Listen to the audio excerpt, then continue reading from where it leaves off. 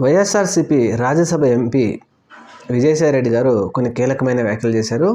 అదేంటి అంటే, మేము ఐఎన్డీఏ కూటమిలో చేరము, ఎన్డీఏ కూటమిలో చేరము, మేము ఏ కూటమిలో చేరమో న్యూట్రల్గానే ఉంటామంటూ ఆయన చెప్పడం జరిగింది.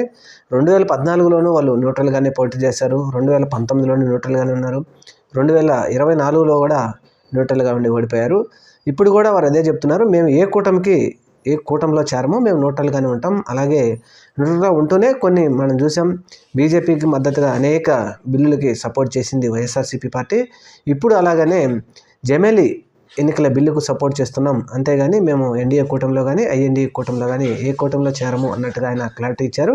అయితే జేపీసీ ఈ జమేలి బిల్లు మీద ఒక కమిటీ వేసింది కేంద్ర ప్రభుత్వం. ఈ కేంద్ర ప్రభుత్వం వేసిన కమిటీలో మాత్రం వైఎస్ఆర్సీపీ పార్టీకి చెందిన విజయసాయిరెడ్డి గారికి అందులో స్థానం కల్పించారు.